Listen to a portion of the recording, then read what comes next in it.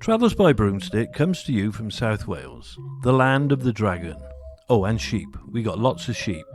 Welcome to all you good people out there in podcast land. So, let's get the broomstick out the garage, and off we go.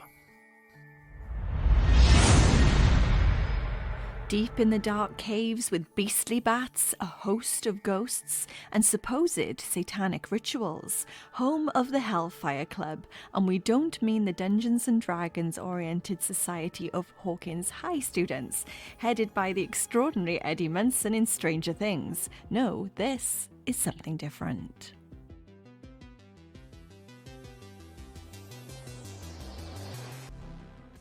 Today's journey takes us to the Hellfire Caves in High Wycombe, Buckinghamshire, in England.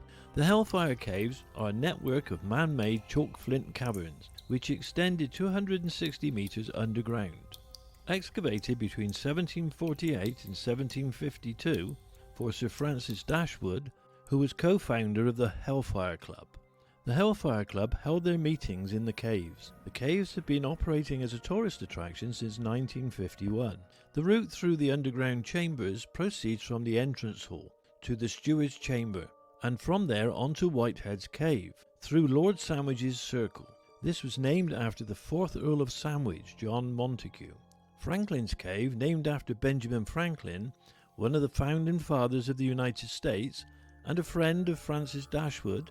Following this, there is a beautiful banqueting hall, then the triangle and the miner's cave, and finally you cross a subterranean river named the Styx, the river of the underworld, to the inner temple, which is 300 feet or 90 metres directly below the Church of St. Lawrence on top of the West Wycombe Hill. Walking through the caves is a very unique experience, especially as they are said to be haunted by two different ghosts. The first ghost is that of Paul Whitehead.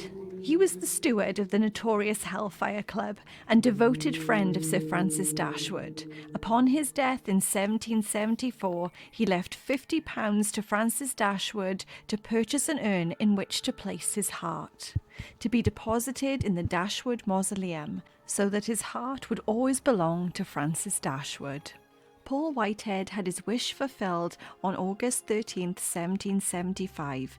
A procession marched up the hill with 6 grenadiers carrying the urn, accompanied by the Bucks militia and a great many mourners. A special chant was sung, followed by the firing of guns and a triple salute by the soldiers. But in 1829, his heart was stolen by an Australian soldier who was visiting the caves. The heart was never recovered and the urn was placed in the caves behind bars for safekeeping. So Paul's ghost is said to haunt the caves looking for his stolen heart. The team from the television show Most Haunted came to the Hellfire Caves and carried out an overnight vigil in December 2003. The team said it was the darkest place they had ever visited.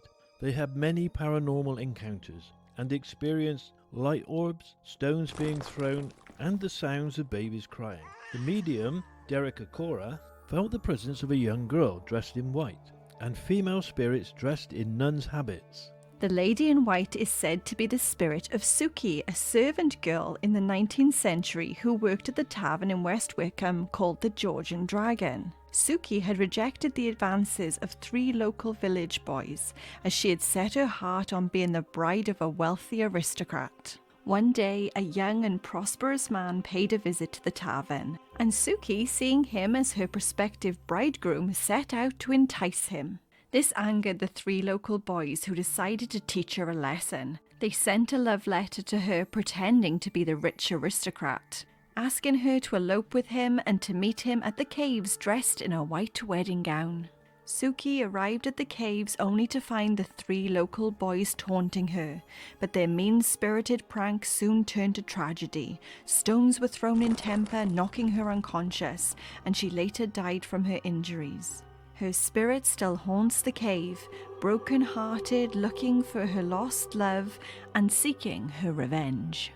As was previously mentioned, the Hellfire Club was founded by Sir Francis Dashwood, a secret society that included various politically and socially important 18th century figures, such as William Hogarth, John Wilkes, Thomas Potter, John Montagu, the Earl of Sandwich, and Benjamin Franklin. The club's motto was "Do What Thou Wilt." This motto was also used by the infamous English occultist Aleister Crowley, named the wickedest man in the world. It was also used by Anton LaVey, the founder of the Church of Satan. According to Horace Walpole, the members' practice was rigorously pagan, dedicating themselves to Venus and Bacchus, the goddess and god of sex, love, and ecstasy. It was rumoured that they were engaged in blasphemous ritual practices. They pursued all the carnal pleasures that were available to them. The men would come to the meetings dressed as monks, and the women would be dressed as nuns. They would wear these mock religious outfits along with masks so that they could remain anonymous. Francis Dashwood would be dressed as a priest and would conduct the ceremonies where they would drink copious amounts of claret and indulge in each other in acts of drunkenness, depravity, and debauchery. They were said to practice black magic, conducting black masses and satanic rituals. The banqueting hall, allegedly the largest man-made chalk cavern cave in the world, was where all of the wild parties took place. The monks' cells were where the gentlemen retired to have some privacy with their chosen concubines. There would also be poetry, music, and song. Among the stories of the club's seedy shenanigans is one involving a baboon. John Wilkes allegedly brought the animal, dressed to look like the devil, into one of the Hellfire Club's raucous parties. He placed the baboon into a chest, and during one of their rituals, he rigged the chest to spring open, and the baboon leapt out and onto the shoulders of Lord Sandwich, who, feeling the shock of seeing this animal grinning horribly at him, concluded that this was the devil himself, and that he had obeyed his summons in good earnest and had come to carry him bodily away. The harder he tried to shake off the baboon, the tighter it clung. Lord Sandwich cried out, "Spare me, gracious devil, spare a wretch who never was sincerely your servant. I sinned only from the vanity of being in the fashion. Thou knowest I never have been half so wicked as I pretended. Never have been able to commit the 1,000th part of the vices which I have boasted of. Leave me therefore and go to those who are more truly devoted to your service. I am but half a sinner." And I am sure that that was met with much amusement to the Hellfire Club. Although we truly don't know what exactly went on in this quite literal underground secret society, with Paul Whitehead, the club steward and record keeper, spending 3 days prior to his death burning all of the club's records, taking all of the Hellfire Club secrets to the grave, and by the 1760s, the club was no longer active. Well, there's only one thing left to ask you, and that is, how many brooms would you rate the Hellfire Caves? Well, I'm going to give the Hellfire Caves 4 brooms. That's really good. What did you like about the Hellfire Caves? I like the cave complex. It was very interesting, the chalk caves, and you could see the mining marks and things like that. I like the chalk carvings. They were like little lost souls etched into the cave walls. You know, those little faces? They were really spooky. Yeah, that's right. And I was surprised how cold it was down there. It was very cold, but I felt the air was quite clear. Yeah, it was very clear, yeah. When we were crossing the river Styx to get to the inner temple, I was quite interested in the way the river went back through the cavern. On the basis this was a man-made cavern, it was quite complex.